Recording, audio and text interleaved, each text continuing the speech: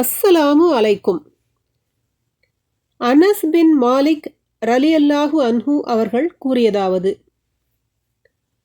Medina அன்சாரிகளிலேயே Abu Talha ரலியல்லாஹு அன்ஹு அவர்கள் அதிக வசதி படைத்தவராக இருந்தார். அவருக்கு பேரீச்ச மரங்கள் அதிகம் இருந்தன. அவருடைய செல்வங்களில் பைருஹா என்ற தோட்டமே அவருக்கு மிகவும் விருப்பமானதாக இருந்தது. அது மஸ்ஜிதுன் நபவி பள்ளிவாசலுக்கு எதிரில் இருந்தது. அல்லாஹுவின் தூதர் ஸல்லல்லாஹு அலைஹி வஸல்லம் அவர்கள் அத்தோட்டத்திற்குள் சென்று அங்குள்ள நல்ல சுவை நீரை குடிப்பது வழக்கம்.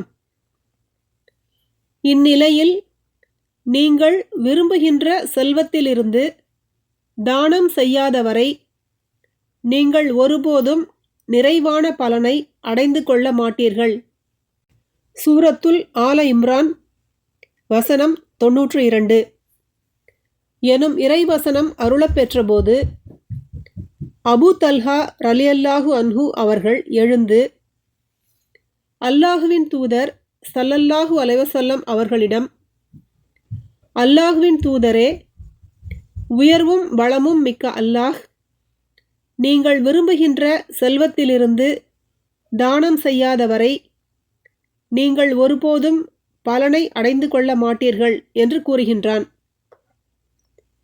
என் செல்வங்களில் எனக்கு மிகவும் விருப்பமானது பைருஹா எனும் தோட்டமே ஆகும். இனி அது அல்லாஹுவுக்காக நான் வழங்கும் தர்மம் ஆகும். அதற்கான நன்மையையும் அது மறுமையில் எனக்குரிய சேமிப்பாக இருப்பதையும் அல்லாஹ்விடம் நான் எதிர்பார்க்கிறேன்.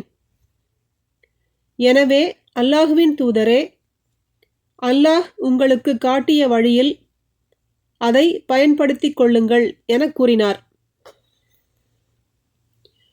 அப்போது அல்லாஹுவின் தூதர் ஸல்லல்லாஹு அலைஹி வஸல்லம் அவர்கள், நல்லது, அது மறுமையில் லாபம் தரும் செல்வம்தானே, அது மறுமையில் லாபம் தரும் செல்வம்தானே, நீர் கூறியதை நான் செவியுற்றேன்.